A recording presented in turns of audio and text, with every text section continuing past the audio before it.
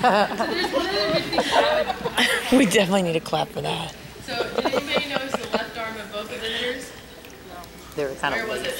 Yeah, it's like in La La Land, right? It's just out here. Your body is working together. So if we're telling you that your momentum is coming from your approach, then we need to have those arms coming up together. So the whole point of this is when you take away the set, you take away the timing, then you can really see like what are they really doing. Because you throw a ball into it, everything changes for these players, right? So we're going to simplify, take away the ball, get them doing this right. Even if they don't love it right away, it'll make them better. And it helps us as coaches see, okay, this is what they're used to doing, I can work on that. So that's the first one. The second one is... We have a bag of balls in the in there that y'all can use for that too. They're not tennis balls, but they're like the same size, but they're those little like where kids go in the ball pit. They're like those. The jumpy ball place. So they actually will be easier to shag because they'll throw them and then we'll just stop. And if you lose a couple, it's not a big deal. Yeah, and there's 250 of them, so lose away. Yeah. Take them home if you want. Step on them, crush them, whatever you want.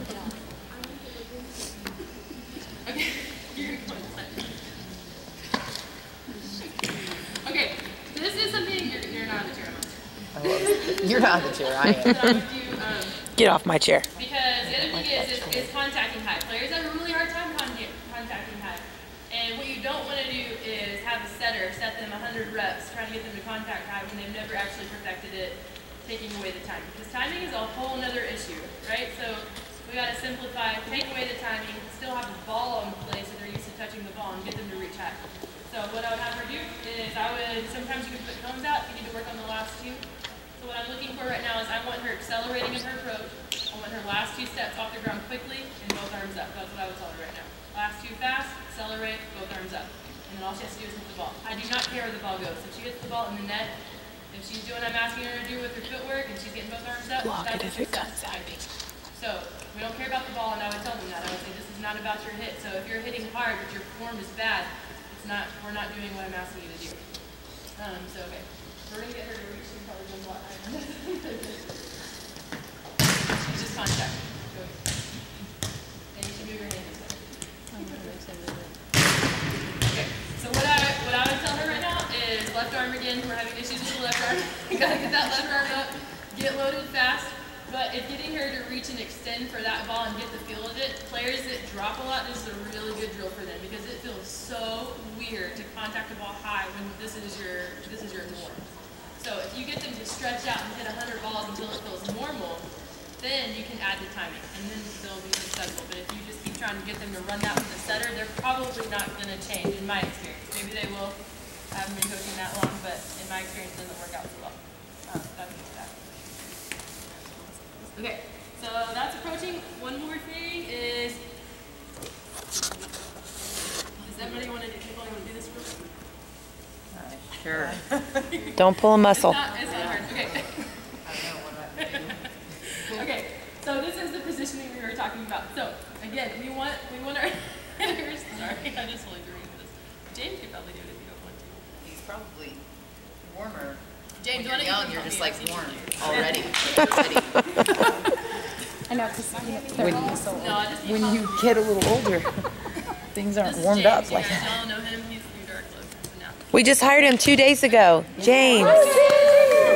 Okay, so we're talking about planting your feet in a correct spot, spatial awareness. Where's my body in relation to the ball?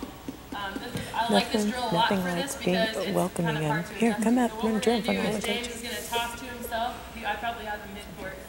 He's going to toss to himself, and I'm going to probably have him working on just the last two steps. If they get comfortable with that, then you can add them doing a full approach off their self-toss. Tommy is going to start at the 10-foot line, and she's going to shuffle back and pass to herself. Okay, so you see the consistency here? So I'm going to have her shuffle back, pass to herself, but now she's going to attack the ball back to him off of her own pass. So platform control, and then 2 is she's probably not going to make a good pass every single time, so she's going to have to learn to adjust her last 2, speed up her arm swing, whatever she has to do to make a successful attack, okay? All right, so he's going to enter the ball. Pass, and then now she needs to go attack that ball. Okay. Now, this is very, very can't. Usually they don't get 2 in a row, and that's fine. I want them alternating who starts the initiation because it's more under control. Okay, and for the younger players, I would tell them, I want you to hit to him, you're going to go ahead and catch, and then you're going to toss to yourself, do about 5, and then you're going to be the one that initiates every time, but you're still having to pass and hit back. Does that make sense? So depending on the level, probably really 17s and 18s are the only ones I would have do continuously, because if they're just out of control and shanking balls all over the court, it's kind of counterproductive. We don't but have that. one of stuff like that, I want Tommy to learn how to, if she just passed a ball and her setter made a bad decision and set her up there, then she needs to figure out how to run it down and go still make a ball, complete the play, put it in bounds. I tell them to aim for the corner. The other thing is it's just kind of helping them work on those last 2 steps, even if they're in system. It's still teaching them all of those skills. Does that make sense, kind of? Okay. Thanks. Do it again. Okay. Yay. Your chair is up.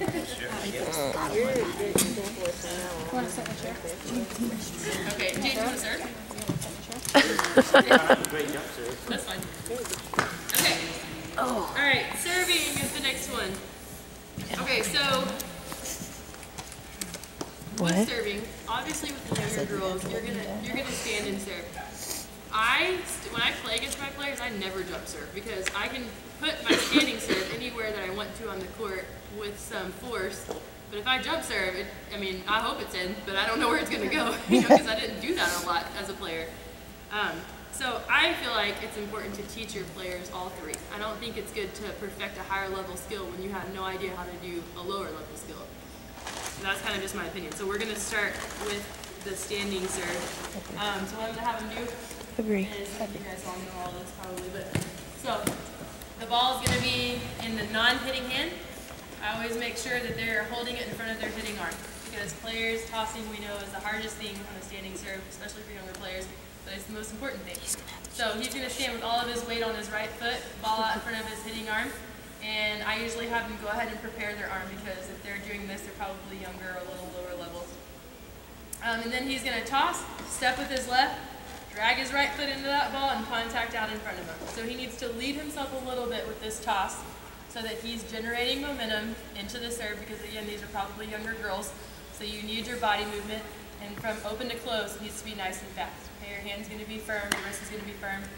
And I would have them always practicing float serves if they're standing. I don't know how y'all feel about that, but I would, even from a young age, I might eat my words this year, but I think I would have them practicing float. Yeah, so standing float. So on the standing float, you have to make sure that you're stopping at contact, because that's going to create the movement on the ball. One of the things that we talked about today is that players want to serve harder and they want to serve faster. So they'll start speeding up that arm swing, but then they lose the float. So if you want to serve harder, then you're going to step and throw that weight into the ball, and from here to here it has to be faster, but you're still stopping at contact. And that's consistent with the jump float, and it's consistent with the standing serve, okay? So float serve, always stopping at contact, nice open hand, not wrapping around the ball. To speed it up, just speed up the arm swing. That's it, it's still stopping at contact. Okay, so let's do jump float. So jump float, you're going to hold ball in the non-hitting hand again. He's going to go ahead. The biggest thing about the jump float is that your hand's prepared, that your elbow's high, because if they're down here, they don't have any time to attack that ball. So before they serve, they need to go ahead and have their elbow high and their shoulder open a little bit. So it's not, again, we're not hitting here because that's all in your rotator cuff. We're going to pull that elbow back a little bit. And then he's going to step, toss, right, left, and then pop right into the ball. Nice and high. Okay? Okay, so do you see how his fingertips are wrapping over a little bit? That's why it's not floating. So if you see your players doing that, you just need to have them pull those fingertips back a little bit. And those are things you can play with. Some players, I have Kaylee, who's going to be on one of the teams. She tends to drop her hand quite a bit when she hits, and she has a hard time getting her hand up. And she does this with her serve too. So I have her starting with her hand up here, and it helps her. That's not going to be the same for every single player, but it helps her with her timing. And so I teach her that. So it's going to be different. You're going to have to kind of figure out your players and get to know them, which is where your coaching comes into play so much with the personal skills, is that not the same instruction is going to work for everybody. You've got to figure out what keywords, what do they need to know. So I would tell him, I want you to flex your fingers back and see if that helps you pop on the ball. If it doesn't, we're going to try something else. So you want to demo just one more time? Sure. So you're just going to left step, toss in front, Make sure that you're always hitting yourself with the top and then topping up the end. Okay? All right, jump top spin. Top spin is going to be, we're going to toss it with our hitting hand. And this one is the one that's going to require timing. Okay, so you're going to toss nice and high in front of you. And then your weight should be on your right foot. And then you're going to do a full approach, left, left, jump, and swing. When you contact this ball, you're contacting the middle to the bottom part of the ball. Because if you contact on top of the ball, they're going to drive it into the net. And they're going to be swinging really hard, wondering why it's not going over. So where their hand actually touches the ball is really important on this one. So toss nice and high in front of you, full approach, snap down on the ball. That's pretty good. Does anybody have any, we've gone over a lot of this in developmental and camps and stuff. Does that make sense? Any questions on that? Okay, that should be good. Okay. Oh, okay, wait. You want to play a game? I'll show you a game. Wait, want to play a game? Okay. Alright, so this is really, I played it with the younger girls today and it wasn't as fun. So I guess I'm learning younger girls can't really do all this stuff. So this is called Matrix. It's one of my favorite serving games. Because in my opinion, serving is really hard to be fun. I don't really like coaching it and I didn't really like doing it. So this is fun though. So we're going to have a server that starts behind the inline. And then we're going to have a passer that starts at the midline. So she's going to start here. Generally, I've got my passer standing outside of the court waiting to come in, but they're going to be a partner team. So what's going to happen is James is going to say, he's going to start his serve. I'd have him doing jump serves, and he's going to say zone 6, zone 1, whatever zone he wants. So we're teaching zones, teaching serving, and they're going to have fun passing. So the way that you succeed in this drill is you pass the ball. So she's going to run to the zone. She's his partner. She's going to run to the zone that James calls. If he says 6, she's running there, and she's going to try to pass the ball up. If she passes it, that's 1 point. If she passes it and James is able to run over, pass, or set her a ball, and then she completes the play, that's 2 points. Okay, so everybody plays against each other, and we're playing to 10. So, okay, go ahead. So right after I start going over there. Yep, so after you serve, you're going to run. Don't run over on that. Okay. So you're going to run over. You're going to try to play the ball up for her, and she's going to try to attack her. Okay, go ahead. All right. 6. Okay. Nice serve, James. Nice serve. Ace. Hey. Serve. Okay. All right, here we go. Try again. 3. Bye. Now James has to be faster in zone 3. In play. Oh. Okay. So it's a hard drill, but there's a couple of things here. So one, I really like drills that make my players think, because I don't want them just to know skills. Like I want them to learn to be competitive, learn to be strategic. And so I like this drill because there's a couple of things. One, if that passer will pass the ball really high, it gives the server time to get over there, and it makes them control their platform. 2, I don't know why they're serving 1s, 6s, and 5s, because that's a lot more distance to cover for the server. So I would serve 2s, 3s, and 4s if I was the server. But it's really interesting to see who figures those things out and who doesn't. And it's interesting also to see who's the one that's like, hey, why don't you serve 3? It'll make it easier for you. And who's like, don't tell them, we're going to win. You know, like, so all these things are really fun, I think, for those kinds of drills.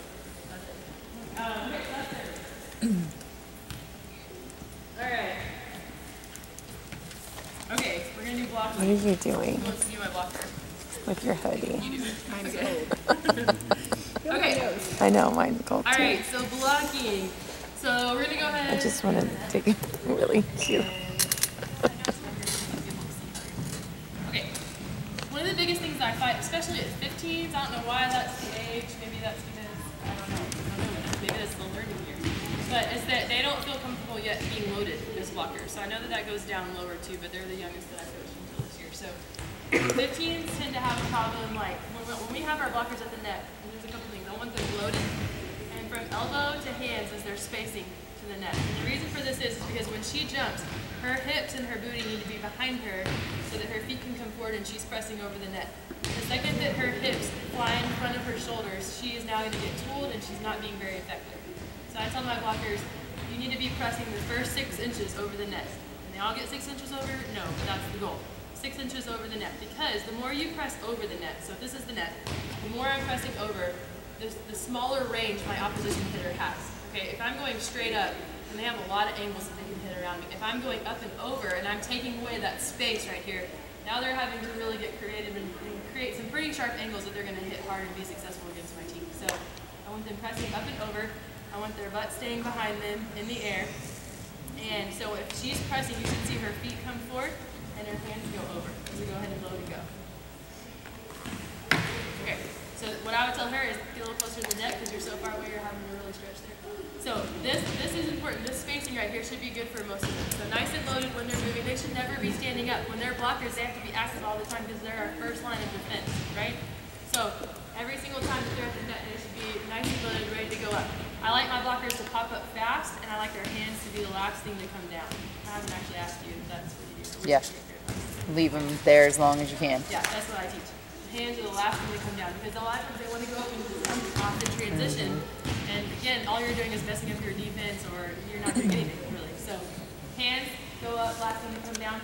Make sure that the toes come forward so that you're pressing. The other thing is I always have my girls do this. So stand straight up and look up at the sky, and put your hands up in the air, and just jump in the back. Just keep jumping. Look up, your chin's back. Okay, now chin down and look up. Look up with your eyes. Chin down, look up there. What? Okay, what do you feel? Tired. Control. I need some water. So what they should feel, and you can do this too, is that when you look up, it's the same thing with casting. The second that your chin goes up in any motion, your body is going to be out of control because you're not using your core. So when you jump, when you have players that are young and they're jumping like this, they're not in control of their bodies. But if you can tell them chin down and eyes up so you can still see what you're doing, automatically, if you try this at home, when you start jumping and your chin's down, you're engaging your core automatically. So it's like this little thing that you don't really have to think much about. You can just train them in that. So that's one thing I tell her too, is make sure your chin's down and your eyes are up because she's got to use her core to be solid against our big hitters, right? Okay, so with transitioning across the net, then I have them loaded. I teach hop, step, right. So just hop together up. Tell her to belly in placement. Okay.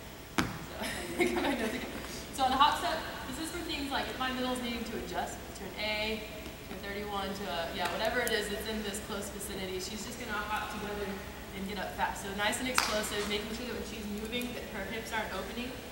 One of the things I've been finding too, I don't know if this is always the case, but is that a lot of the younger players like to jump and pull their hip away. I think it's because they're trying to transition early, but I don't know why that is. But make sure that their hips are close to the net because again, like you have to engage your whole core to be a successful blocker. Okay, so hop, step right and up. Hop, step left. Up. Those are 2 steps I teach. It's okay. And then I would have to do step crossover. She can't right. resist. Yeah. So big step crossover. Okay, so come back. When we step crossover, what we want is we want this first step to be a big step in the direction that we're going. Your hips are going to stay square with the net unless you're doing a step crossover. So when she does step crossover, she can now open her hips up to whatever pin blocker she has on either side, wherever she's going. So it's a big step, and when she does it, a big thing to help the middles is that they've got to push off of this left leg. So they're just trying to open their hips, they're not really getting anywhere. So it has to be an explosive push with your left, and then you're going to cross over, or push with your left, step right. Left foot's going to cross in front, together, and up. Okay, so obviously that's mostly for our middles that are going from pin to pin. They're going to need to use that foot. Okay, I think that's it as far as, oh no, that's not it. Hands. Okay, hands and arms. Okay, so when she goes up and she blocks, I want her arms to be closing in on her ears, so she has to use these muscles and extend forward and over. And the other thing is that I teach my girls to make almost an A with their fingertips. So this is a big thing that I think we're having some issues with. We don't want fingertips straight over, because if you put your fingertips straight over, you're going to get your fingers broken. So fingertips straight over is not good, okay? Shaping the ball, but also we don't want, I've seen some players coming in and they're doing this right here. This is also not blocking a whole lot, okay? The ball can go right through your hand. So make sure that it's kind of in the middle of those. It's a comfortable feel, but your thumb should be making a little bit of an A, and you're pressing over, and are these your deltoids, right, or something? Shoulders. By your ears, and you're squeezing it on your ears. No, your deltoids are your butt. What is it? No, those are, yeah. Deltoids. It's okay. I was like 7 years ago. So I don't know where your butt is. these muscles right here are going to go up by your ears, and then you're going to look up and make sure you see those hands.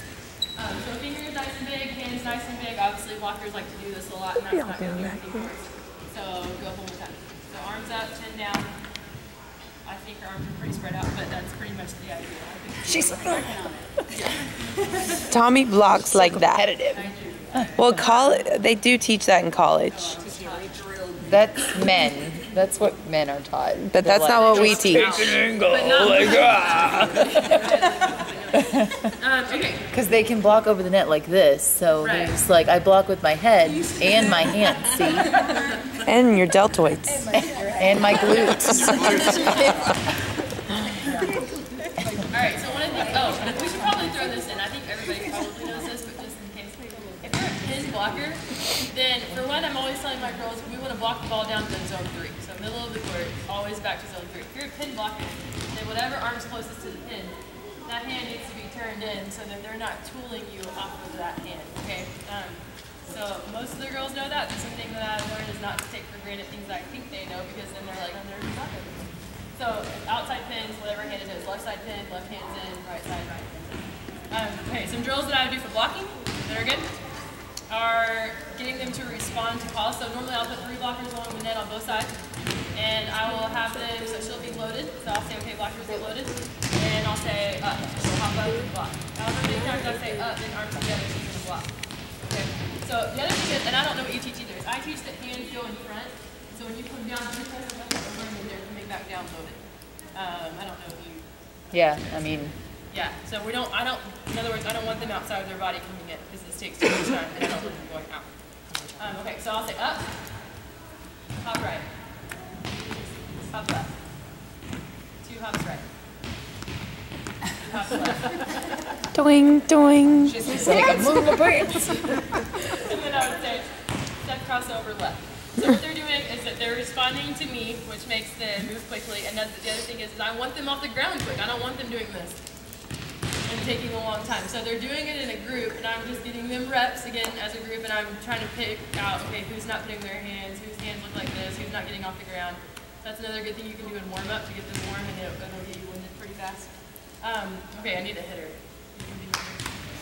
Okay, this is the last blocking thing that I have as far as just skills go.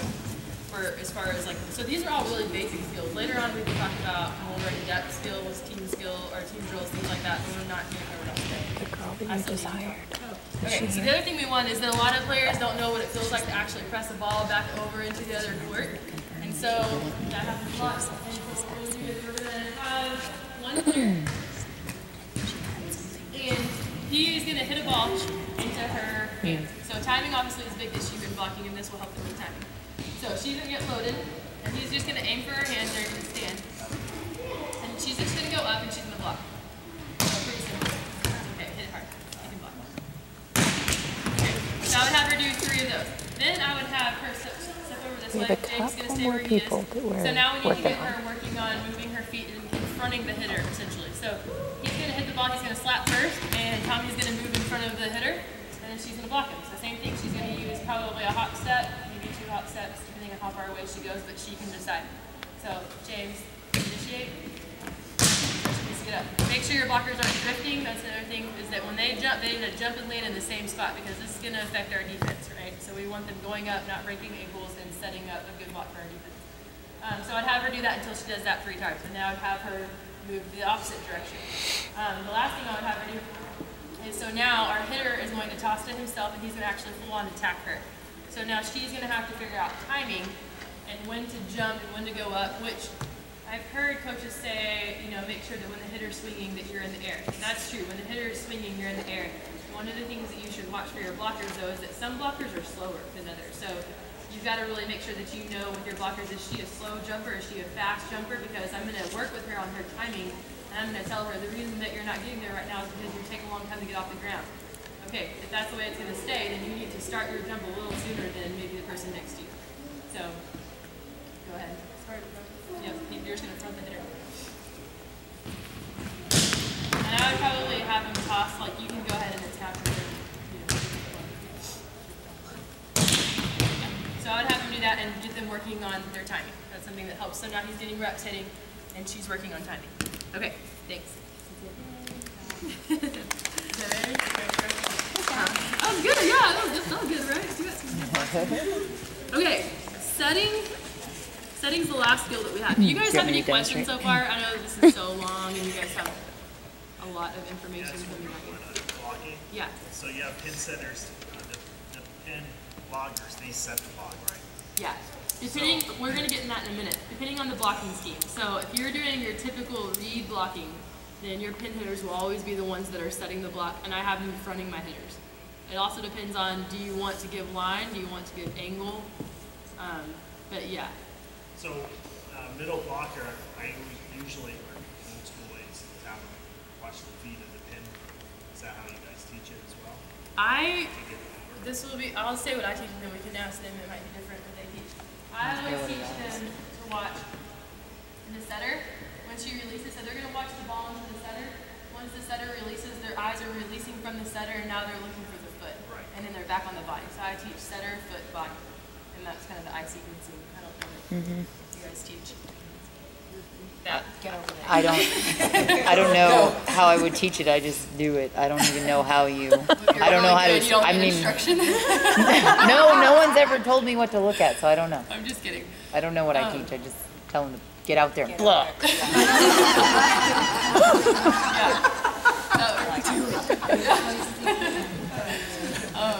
Yeah, let's make it happen.